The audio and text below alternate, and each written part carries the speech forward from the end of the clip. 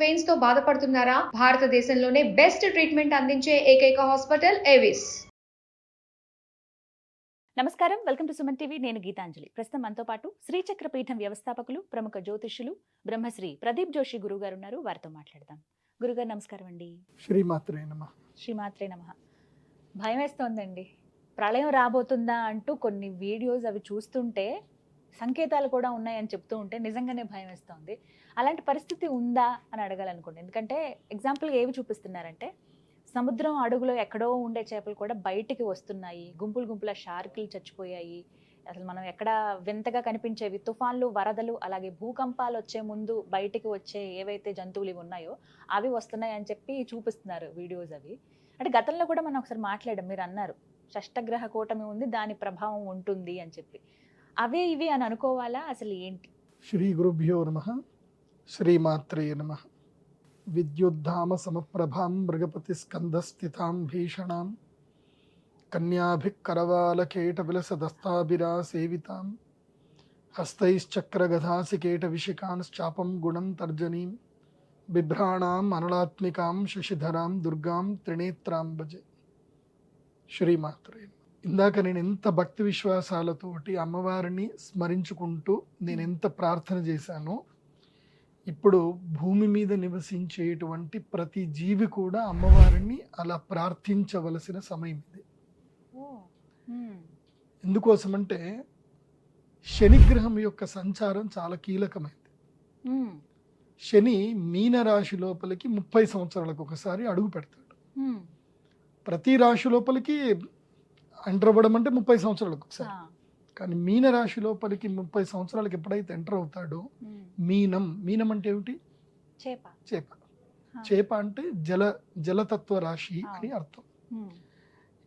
12 రాశుల్లో జలతత్వ రాశి ఒక్కటే ఒక్క రాశి మీనరాశి. కుంభరాశి కూడా జలతత్వ రాశి అంటారు, కాకపోతే పృథ్వీతత్వం కలిసి ఉంటుంది కాబట్టి అది జలతత్వ రాశి.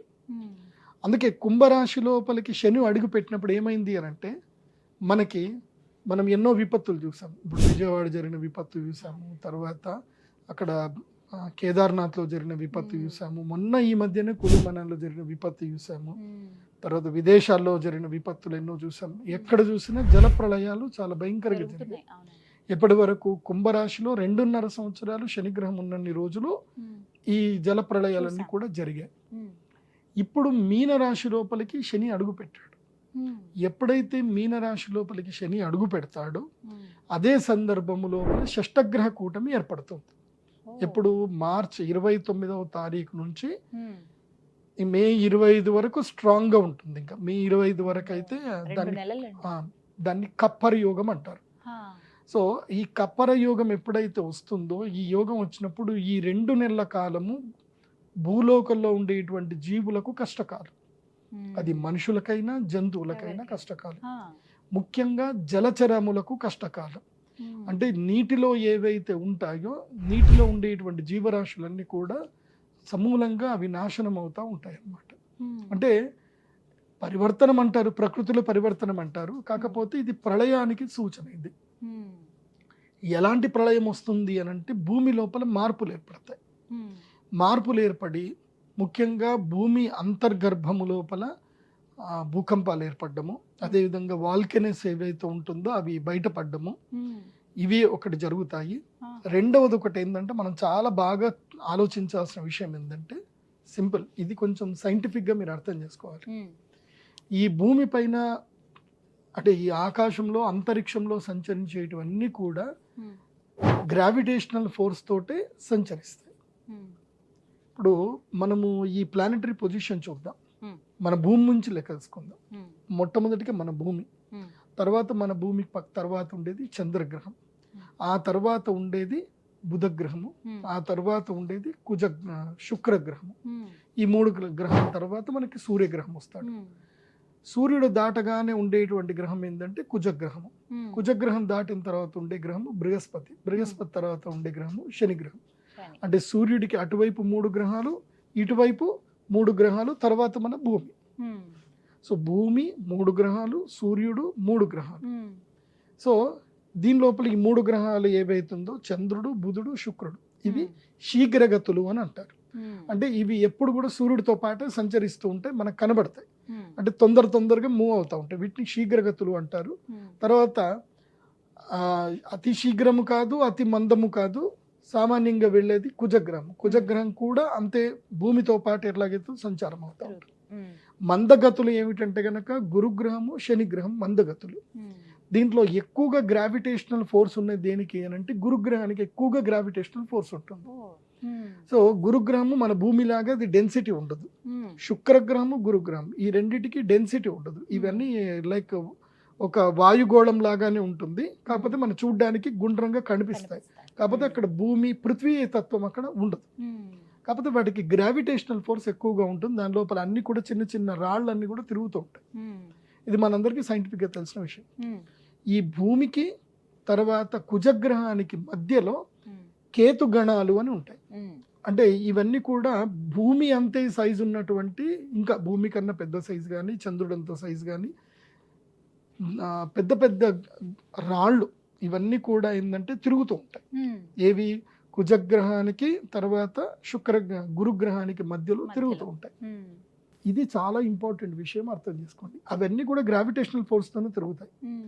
ఎప్పుడైతే ఈ 6 గ్రహాలు ఒకే దగ్గరికి వచ్చేసాయో, ఇప్పుడు గురుగ్రహము తర్వాత ఇవన్నీ కూడా దీన్ని మాలాయోగము అంటారు. సూర్యుడు, చంద్రుడు, బుధుడు, శుక్రుడు, శని, రాహు 6 గ్రహాలు ఒకే స్థానంలో వస్తున్నాయి మీనరాశిలో.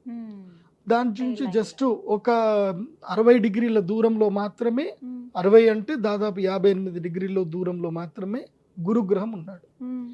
ఇవెంత ఎన్ని డిగ్రీలో ఉన్నాయనంటే ఆల్మోస్ట్ ఇవన్నీ కూడా 90 డిగ్రీస్ దూరంలోనే ఇవన్నీ ఒక దగ్గర కొలాబరేట్ అయి ఉన్నాయి. సో 90 డిగ్రీస్లో ఇవన్నీ కొలాబరేట్ అయినాయంటే రిమైనింగ్ స్పేస్ అంతా కూడా ఖాళీ ఉన్నట్టే కదా. సో ఈ గ్రావిటేషనల్ ఫోర్స్ ఏదైతే గనక అట్రాక్ట్ చేసి భూమి వైపు ఏవి రాకుండా ఏదైతే ఆపుతుందో అవి ఆగిపోవు. సో అవి అటు గురుగ్రహం గ్రావిటేషనల్ ఫోర్స్ లాక్కుండా ఆ గ్రావిటేషనల్ ఫోర్స్ నుంచి తప్పుకొని కొన్ని రాళ్ళు బయటకు వచ్చేస్తాయి. వాటిని కేతు గణాలు అంటారు మన బృహత్ సంహిత ప్రకారం చెప్పాలంటే. అవి భూమి వైపు ట్రావెల్ చేయడం స్టార్ట్ చేస్తాయి. ఇప్పుడు ఆ సూచన మీకు కనిపిస్తుంది రాబోయే జస్ట్ మీరు కొన్ని రోజుల్లో మీకు ఆ న్యూస్ కూడా వచ్చేస్తుంది. నాసా నుంచో లేకపోతే వాటి నుంచి న్యూస్ స్టార్ట్ అవుతుంది. సో భూమి మీదికి ఒక అత్యంత పెద్దనైనటువంటి ఇంకొక శకలం రాబోతుంది, భూమిని ఢీకొట్టబోతుంది. సో దానికి కౌంట్ డౌన్ టైం స్టార్ట్ అయిందంటే 2040కి ఇది కౌంట్ డౌన్ స్టార్ట్ అవుతుంది. ఈ రోజు నుంచి మొదలు, అంటే 2025 నుంచి మొదలు 2040కి కరెక్ట్ గా 15 ఏళ్లకి కౌంట్ డౌన్ స్టార్ట్ అవుతుంది. ఈ కౌంట్ డౌన్ ఎప్పుడైతే స్టార్ట్ అవుతుంది అని అర్థం ఏంటంటే ఇంకా ప్రళయం రాబోతుంది. 2040 ప్రళయం అయితే 100%, దెర్ ఇస్ నో డౌట్. 2040లో ప్రళయం ఉండబోతుంది. దానికి శ్రీకారం ఇక్కడ స్టార్ట్ అవుతుంది. అది చెప్పడానికి ఆ సూచన, ప్రకృతిలో వచ్చేటువంటి సూచనని ఇది. ఇక్కడ నుంచి ఏం జరుగుతుంది అని అంటే ఇది మనం అబ్జర్వేషన్ చేసుకోవాలి. ఇప్పుడు ఈ 2025లో ఉండేటువంటి జనాభా సంఖ్య ఇప్పుడైతే చూసుకున్నారో ఈ జనాభా సంఖ్య క్రమేపీ తగ్గుతూ ఉంటుంది. మనుషుల యొక్క పునరుత్పత్తి సామర్థ్యం తగ్గుతుంది, మనుషులు తగ్గుతూ ఉంటారు, జంతువులు పెరుగుతూ ఉంటాయి. ఇప్పటి నుంచి సూక్ష్మ జంతువులు, క్రిమి కీటకాలు, తర్వాత ఇంకా వేరే జంతువులు ముఖ్యంగా ఏంటంటే అండజములు అంటారు. అంటే అండము అంటే గుడ్లలో నుంచి పెరిగేటువంటి జంతువులు పెరుగుతాయి. ఇప్పటి నుంచి చాలా పెరుగుతాయి. ఇంకా ఇక్కడ నుంచి జంతువులు బాగా పెరుగుతాయి, మనుషులు తగ్గుతారు. ఇంకా సో మనుషులు క్రమేపీ మనుషుల యొక్క విస్తీర్ణం తగ్గుతుంది, వాళ్ళ యొక్క ఆయుష్ పరిణామం కూడా తగ్గుతూ ఉంటుంది. ఈ యొక్క 2 నెలల కాలం ఏదైతే ఉందో ఇది చాలా సీరియస్ కాలం. ఎప్పుడు మార్చి 29 నుంచి మొదలు మే 29 వరకు ఈ 60 రోజుల కాలము గడ్డు కాలము. ఇందులోపల జల ప్రళయాలు రావచ్చు, వాల్కనోస్ రావచ్చు, భూకంపం అయితే 100% వస్తుంది. భూకంపము మన భారతదేశంలో అయితే ఛాన్సెస్ తక్కువ, 40% మాత్రమే ఉంది. విదేశాలలో ఎక్కువగా ఛాన్సెస్ ఉన్నాయి. కానీ మన భారతదేశంలో కూడా రావచ్చు, డక్కన్ ప్రాంతంలోనే వస్తుంది. సో లాస్ట్ టైం ఇట్లాగే ఇది జరిగినప్పుడు వృషభ రాశిలో శనిగ్రహం ఎంటర్ అయినప్పుడు మనకి బుర్జులో భయంకరమైన భూకంపం ఏర్పడింది. ఇది మన యొక్క గుజరాత్లో భయంకరమైన భూకంపం ఏర్పడింది. గుజరాత్లో భూకంపం ఏర్పడకన్నా మునుపు 2 సంవత్సరాల క్రితం, అంటే 1998లో కూడా మన హైదరాబాద్కి భూకంప సంకేతం వచ్చింది అప్పుడు. కాకపోతే ఇక్కడ భూకంపం రాలేదు, మైల్డ్గా భూకంపం అయితే వచ్చింది. మొన్న ఈ మధ్య కూడా మైల్డ్గా వచ్చింది. సో మనం ఎక్స్పెక్ట్ చేయొచ్చు, అంటే 100% నేను చెప్పలేను, కానీ రావచ్చు. దక్కన్ ప్రాంతంలోనే భూకంపం వస్తుంది ఈసారి. భూకంపము ఎక్కడైనా రావచ్చు, భారతదేశంలో మాత్రం అతిపెద్ద ప్రళయం మాత్రం ఉంది, ఒకటి భూకంపం అయితే ఉంది. జనాలు మరణించడము అవి జరిగే అవకాశాలు అయితే ఉన్నాయి. కానీ కొంతమంది శాస్త్రజ్ఞులు, కొంతమంది మహాపండితులు ఏమంటారు అంటే, రాముడి ప్రతిష్టాపన జరిగింది అయోధ్యలో కాబట్టి ఇది జరగకపోవచ్చు, రామరాజ్యం నడుస్తుంది, జరగకుండా ఉండాలి, మనందరం యజ్ఞయాగాదులు చేద్దామని అందరూ అంటున్నారు. మా గురువులు కూడా అదే మాట చెప్పారు, రావద్దు అనే కోరుకుందాం. కానీ ఒకటి, ప్రకృతిలో మనిషి ఎలాంటి స్వార్థపరుడు అంటే, విపరీతంగా జంతువులు చంపుతున్నాడు, విపరీతమైన మరణకాండ సృష్టిస్తున్నాడు మనిషి. కానీ తాను మాత్రం బతకాలనుకుంటున్నాడు. ప్రపంచంలో మనిషి తాను ఒక్కడే బతకాలి, ఇంకేవో బతకకూడదు, అన్ని నాకే చేయడానికే ఈ విధంగా ప్రకృతి అంతే చేస్తుంది. కానీ మనం సాధారణ మనుషులుగా మనం ఏం చేయాలి, మేము ఏం చేస్తే మంచిది అంటారు, తెలియచేయండి. మనం ఏం చేయడానికి లేదు, దైవ ప్రార్థన మాత్రం చేయడం. ఎంతవరకు నీ యొక్క పుణ్యఫలం ఉందో అంతవరకు నువ్వు దాంట్లో సేవ్ అవుతావు. నీ పుణ్యఫలం లేదంటే మాత్రం సేవ్ అవ్వవు. సో మన పాపము పండింది అని అంటే ఆ రోజు మనము అదే టైంకి అక్కడనే ఉంటామేమో తెలియదు. మన పుణ్యం ఉంది, ఆ టైంకి అక్కడ జరిగేది మనం వెళ్లకుండా ఆగిపోతాం. సో అవి జరుగుతాయి. కాకపోతే ప్రస్తుతం అయితే ఈ 60 రోజులు మాత్రం గడ్డు కాలము. ప్లస్ ఇంకోటి ఏంటంటే, స్టాక్ మార్కెట్ కూడా విపరీతంగా కుదేలైపోతుంది. నేను ఆల్రెడీ మనం లాస్ట్ టైం డిస్కస్ చేసాం, జనవరిలో మనం డిస్కస్ చేసినప్పుడే నేను చెప్పాను, షష్టగ్రహ కూటమి వస్తుంది అని అంటే ట్రంప్ యొక్క నిర్ణయాలు దారుణంగా ఉంటాయి. దానివల్ల భారతదేశం యొక్క ఆర్థిక పరిస్థితి పూర్తిగా దిగజారుతుంది. ఇప్పుడు ఇంకా ఉండబోతుంది. ఏదైనా సరే మే 30వ తారీఖు వరకు స్టాక్ మార్కెట్ జోలికి వెళ్ళకండి. మే 30 వరకు, ముఖ్యంగా ఏప్రిల్ 29వ తారీఖు వరకు స్టాక్ మార్కెట్ జోలికి వెళ్ళకండి. ఏప్రిల్ 29 తారీఖు తర్వాత అప్పుడు దాదాపుగా స్టాక్స్ అన్ని పడిపోయి ఉంటాయి, అప్పుడు ఎంటర్ అవ్వండి. స్టాక్ బై చేసుకోవడం, చాలా కంపెనీ యొక్క స్టాక్స్ పడిపోయి ఉంటాయి కాబట్టి May first week is right time to enter in the stock market. But May 25 తర్వాతనే బెస్ట్ అని కూడా చెప్తాను. అంటే ఎక్స్పీరియన్స్ ఉన్నటువంటి వాళ్ళు మే ఫస్ట్ వీక్లో ఎంటర్ అవ్వచ్చు మళ్ళీ స్టాక్లోకి. మే 30th తర్వాత మాత్రమే మళ్ళీ స్టాక్ మార్కెట్ లోకి ఎంటర్ అవ్వండి. ఎస్, ఇంకోటి ఏంటంటే హడావిడిగా, నేను అందరికీ చెప్పేది ఏంటంటే, హడావిడిగా ఇప్పుడు కింద మీద పడి బంగారాలు కొనేయకండి. పెళ్లి ముహూర్తాలు ఉన్నాయి కదా, పెళ్లిళ్ళు ఉన్నాయి కదా అని బంగారం కొనకండి. కొంచెం ఆగండి, ఇంకా బంగారం ధర తగ్గుతుంది. 82,000 వరకు వస్తుంది బంగారం. ఓపిక పట్టండి, ఇప్పుడు తొందర పడకండి. మే 30వ తారీఖు వరకు బంగారము అందరినీ సతాయిస్తుంది, ఏడిపిస్తుంది, పైకి వెళ్తుంది. మే 30 తర్వాత నేను చెప్పా కదా, మోదీ గారు ఒక పాచికేస్తారు అని. మోదీ గారు వేసే పాచికకి సడన్ గా అన్ని దెబ్బతింటాయి. అప్పుడు డాలర్ రేటు తగ్గుతుంది, మళ్ళీ బంగారం రేటు పడిపోతుంది. అవుతుంది. అది కూడా ఎప్పుడు అంటే మళ్ళీ ఎప్పటికీ అంటే కరెక్ట్గా మనం శ్రావణ మాసం వచ్చే టైంకి, అంటే మనకి జూన్ జూలై బంగారం కొనుక్కోవడానికి రైట్ టైం. ఇంకా ఆగస్ట్ వచ్చిందంటే మళ్ళీ బంగారం మళ్ళీ ఒక్కసారి పెరిగిపోతుంది. కాబట్టి జూన్ జూలైకి డబ్బులు రెడీ చేసి పెట్టుకోండి. బంగారం ధర 85,000కి 84,000 వరకు వస్తుంది. నా లెక్క ప్రకారం 82 కూడా రావచ్చు, కానీ 84 అయితే తగ్గదు, చూద్దాం. 85 వచ్చిందంటే మాత్రం కొనేసుకోండి, ధన కొనేసుకోండి. ఎంత మీ యొక్క ఐటీఆర్ వాల్యూ ఎంత ఉందో అంత కొనుక్కోండి, బంగారం కొనేసుకోండి. తర్వాత ఇంకా బంగారం ర్యాలీ స్టార్ట్ అవుతుంది, ఇంకా తగ్గేదే లేదు. ఇంకా బంగారం ఇంకా వెళ్ళిపోతుంది, ఇంకా కిందికి రాదు ఇంకా. కాబట్టి ఈ సంవత్సరంలో బంగారం కొనడానికి అనుకూలమైన సమయం ఆషాఢ మాసమే. ఆషాఢంలో చీరలు కొనకండి, బంగారం కొనండి, రెడీ చేసి పెట్టుకోండి ఈ సంవత్సరం అయితే కనుక. సో ఈ ప్రళయం నుంచి తప్పించుకోవాలంటే ఒకటే మార్గం. నేను ఇది నా స్వార్థం కోసం చెప్పట్లేదు. ఎందుకోసం అంటే నేను ఎప్పుడు కూడా చెప్తాను, నేను ఏదైనా ఒక యజ్ఞము యాగం చేశాను అంటే అది దేవాలయ నిర్మాణం కోసం, ఒక మంచి కోసమే. నా వ్యక్తిగత జీవితం కోసం అయితే నేను ఆ లత్త ముట్టను. దాన్ని లత్త అంటారు. అంటే మనుషుల యొక్క కర్మఫలాన్ని ఏమంటారు? లత్త అంటారు. ఆ లత్తని ముట్టకూడదు. ముడితే అది అంటుకుంటుంది, ఏడిపిస్తుంది. మనం కొంతమంది జనాలను చూస్తూ ఉంటాం కదా, అయ్యో పాపం వాళ్ళ పరిస్థితి ఏంది ఇట్లుంది అని అనుకుంటాం కదా, దాన్నే లత్త అంటారు. సో వాళ్ళ జీవితంలో వాళ్ళు ఎటు వెళ్ళలేరు, అంతే అట్లాగ ఉండిపోతారు. లత్త పెట్టుకోవద్దు ఎప్పుడైతే.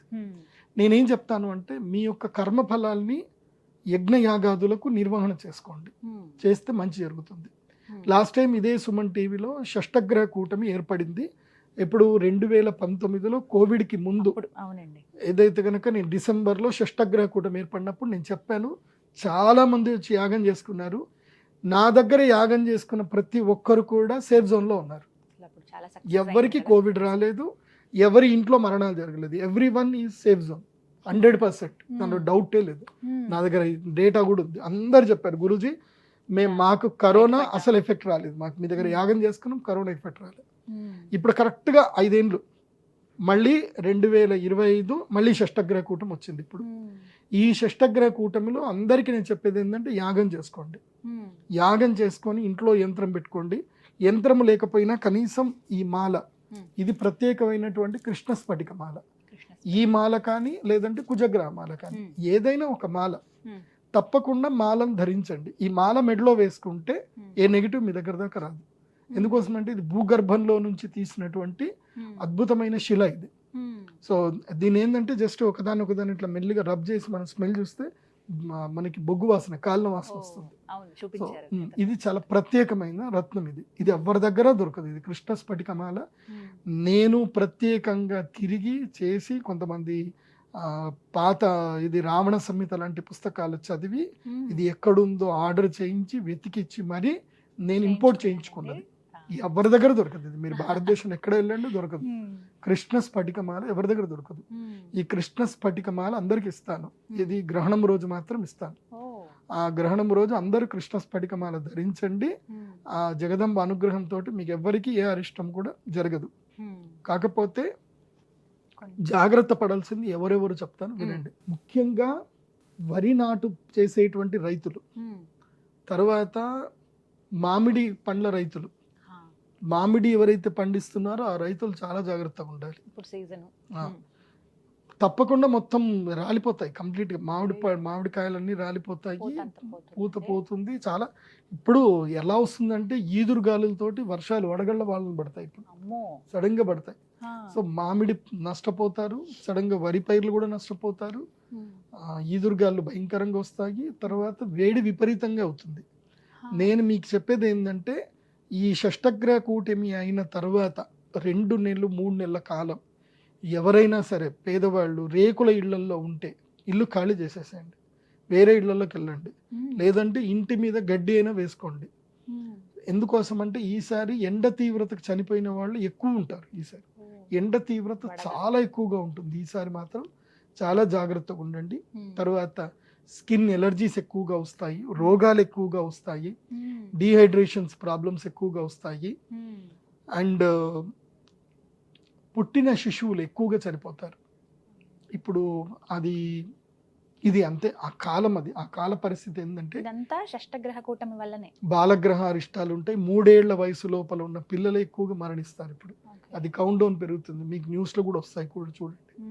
ఈ షష్టగ్రహ కూటమి ప్రభావము ఆషాఢ మాసము వర్షం పడేంత వరకు ఉంటుంది. ఆషాఢ పౌర్ణమి అంటే గురు పౌర్ణమి వరకు వర్షం పడేంత వరకు, అంటే తొలకరి చెనుకలు పెద్ద ఏకాదశి వరకు దీని యొక్క ప్రభావం ఉంటుంది. కాబట్టి అందరూ జాగ్రత్త పడండి. ఆహార విషయంలో చాలా అప్రమత్తంగా ఉండండి. అండ్ రిప్రొడక్షన్ రేట్ కూడా పడిపోతుంది, పిల్లలు పుట్టరు. నేను ఆల్రెడీ లాస్ట్ టైం ఎప్పుడో చెప్పాను, షష్టగ్రహ కూటమి రాబోతుంది. షష్టగ్రహ కూటమి నుంచి షష్టగ్రహ కూటమి వరకు ఆ మధ్య పంచగ్రహ కూటమి ఏర్పడింది. పోయిన మేలలో పంచగ్రహ కూటమి ఏర్పడింది, తర్వాత షష్టగ్రహ కూటమి ఏర్పడింది. నేనే చెప్పాను ఇది సంధికాలము. ఈ సంధికాలంలో జలప్రళయాలు జరుగుతాయి, మనుషులు పుట్టుక తగ్గిపోతుందని చెప్పాను. నేను చెప్పినట్టుగా జరిగింది. జలప్రళయాలు జరిగాయి. ఇప్పుడు తమిళనాడు సీఎం కూడా చెప్తున్నాడు, ఎంతమంది తొందరగా పిల్లల్ని కనండి, ఎక్కువ మంది పిల్లల్ని కనండి, అందరు కొత్త దంపతులు పిల్లల్ని కనండి చెప్తున్నారు. ఎందుకోసం అంటే ముసలోళ్ళు పెరిగిపోతున్నారు, వయసు వాళ్ళు ముసలోళ్ళు అయిపోతున్నారు. వయసులో ఉన్న పిల్లల్ని కనట్లే, వృద్ధి తగ్గిపోతుంది. వాళ్ళు ఇష్టపూర్వకం కనట్లేదు కాదు. ఏం జరుగుతుంది అని అంటే రిప్రొడక్షన్ వాల్యూస్ పడిపోతున్నాయి, మనిషి యొక్క శరీరాలు పడిపోతున్నాయి. సో ఇది కొంచెం గడ్డు కాలం. ఈ 60 నెలల కాలము చాలా గడ్డు కాలము. కాబట్టి ఎవరైనా మీ మ్యూచువల్ ఫండ్స్లో డబ్బులున్నా, స్టాక్ మార్కెట్లో డబ్బులున్నా ఎగ్జిట్ అయిపోండి. కొంతలైనా సరే ఎగ్జిట్ అయిపోండి. నేను కూడా ఎగ్జిట్ అయిపోతున్నా. ఓకే. నాది కూడా మ్యూచువల్ ఫండ్స్లో ఒక 3 లక్షలు 4 లక్షలు ఏమో ఉంటాయి. నేను కూడా ఎగ్జిట్ అయిపోయా. నాకు తెలుసు కాబట్టి ఎగ్జిట్ అయిపోయా. కాబట్టి తొందరగా ఎగ్జిట్ అవ్వండి. ఎవరన్నా ఇంకా లేదండి మేము డబ్బులు ఎక్కడ పెట్టుకోవాలి అంటే దేంట్లో పెట్టడానికి లేదు, బ్యాంకింగ్ స్టాక్స్లో మాత్రం పెట్టుకోవచ్చు, లేదా గోల్డ్ స్టాక్స్లో పెట్టుకోండి. కానీ గోల్డ్ స్టాక్ కూడా తగ్గిపోతుంది కానీ మళ్ళీ పెరుగుతుంది, జాగ్రత్త. ఇంకోటి ఏంటంటే ఈ సంవత్సరానికి ఏంటంటే రైతులు కూడా చాలా జాగ్రత్తగా ఉండాలి. రైతులు ఎక్కువ శాతము కూరగాయలు పండించడానికే కాన్సన్ట్రేషన్ చేయండి. కూరగాయలు పండించడం వల్ల ఏంటంటే ఎవరైతే రైతులు కూరగాయలు పండిస్తారో వాళ్ళకి ఈ సంవత్సరం లాభం. ముఖ్యంగా తెల్ల ఉల్లిపాయ ఎవరైతే పండిస్తారో వాళ్ళకి లాభం ఉంటుంది. అండ్ టొమాటో రైతులకు ఈసారి జూన్ జూలై ఆగస్టు రైతులకి ఇది June July August September October వరకు రైతులకి ఇది 5 నెలల కాలం లాభదాయకంగా ఉంటుంది. ముఖ్యంగా టమాటా రైతులకు అదేవిధంగా కూరగాయల రైతులకు అందరికీ ఈ 5 months పీరియడ్ మంచి పీరియడ్ ఉంటుంది. కాకపోతే ఏంటంటే కాపాడిన వాళ్ళకే, ఎందుకోసం అంటే ఈసారి సస్యనాశనం ఎక్కువగా జరుగుతుంది కాబట్టి ఆ విషయంలో జాగ్రత్తగా ఉండండి. అయితే ఈ సంవత్సరం నేను ఈ రొయ్యలు పండించేటువంటి వాళ్ళకి మాత్రం చెప్పేది ఏంటంటే ఈ సంవత్సరం విత్డ్రాల్ అయిపోండి అని చెప్తాను. చనిపోతాయి ఈసారి రొయ్యలు చాలా చనిపోతాయి, చేపలు రొయ్యలు చాలా చనిపోతాయి ఈసారి. సో చాలా జాగ్రత్తగా ఉండండి. మీరు ఎంత ప్రయత్నం చేసినా చనిపోతాయి. దానికి ఎగ్జాంపులే ఇందాక మీకు ఇంట్రొడక్షన్లో మీకు చూపించిన ఫోటోలు ఏవి. సో ఆ వీడియోలు చూశారు కదా, మొత్తము చేపలు తీవ్రతరంగా కొట్టుకొచ్చి బయటకు వచ్చి చనిపోతున్నాయి. జపాన్లో కూడా ఒక కైండ్ ఆఫ్ ఒక ఫిష్ ఉందట, అది అసలు కనబడదట. అక్కడ జపాన్లో ఎప్పుడైతే అతిపెద్ద భూకంపాలు ఏర్పడి డూమ్స్ డే ఏర్పడిందో అప్పుడే కనబడిందట, మళ్ళీ కనబడలేదట. ఈసారి అది వచ్చిందట. సో ఇలా నేచర్లో అయితే అన్ని తెలుస్తా ఉన్నాయి. ఇదైతే మంచి టైం అయితే కాదు ఈ 2 నెలల వరకు. కాబట్టి షష్టగ్రహ కూటమి అందరూ కూడా మీ దేవాలయాల్లో అక్కడక్కడ తప్పకుండా అరిష్ట నివారణ తంత్ర యాగాలు చేయాలి. అచింత్య మంత్రములోని కొన్ని ఉంటాయి, అచింత్య మంత్రములు చదువుకొని చేస్తే మంచిది. మా వరకు మా శ్రీచక్ర పీఠంలో అయితే కనుక మా దగ్గర రుద్రశూలం ఉంటుంది. ఎవరెవరికైతే రుద్రశూల స్పర్శ ఒక్కసారి వాళ్ళ ఆజ్ఞాచక్రానికి అవుతుందో ఇంకా వాళ్ళ జీవితంలో నెగిటివ్స్ రావు. ఇంకా అది 100%. రుద్రశూలం ఒక్కటే ఉంటుంది. ఆ రుద్రశూల స్పర్శ ఎప్పటి వరకైతే ఆ రుద్రశూల స్పర్శ చేసుకున్నారో వాళ్ళందరూ మంచుకున్నారు. సో మళ్ళీ ఆ రుద్రశూలం కేవలం నేను గ్రహణం అప్పుడే తీస్తాను, మళ్ళీ అక్షయ తృతీయ లేదంటే మన యొక్క ధనత్రయోదశి అప్పుడు తీస్తాను. కాబట్టి రుద్రశూలం ఆ రోజు తీస్తాను కాబట్టి రుద్రశూల స్పర్శకు అందరు రండి. కానీ రుద్రశూల స్నానం మాత్రం కేవలం గ్రహణం అప్పుడే ఇస్తాను. రుద్రశూల స్నానం ప్రతిరోజు ప్రతిసారి ఉండదు, కేవలం గ్రహణం అప్పుడు మాత్రమే రుద్రశూల స్నానం ఉంటుంది. కాబట్టి అందరూ కూడా మా శ్రీచక్ర పీఠానికి రండి, రుద్రశూల స్నానం చేయండి, రుద్రశూల స్పర్శ అందరికీ అదైతే ఫ్రీగా ఉంటుంది. యాగం చేసుకోవాలంటే హ్యాపీగా అందరు చేసుకోవచ్చు. ధైర్యంగా ఉంటాం మీ మాట నమ్మి, కానీ జరిగేది జరుగుతుంది, కానీ ఎదుర్కొనే శక్తి కూడా ఇవ్వమని అమ్మవారినే కోరుకోవాలి. అంతే. చాలా సంతోషం గురుగారు. నమస్కారం. శ్రీమాత్రే.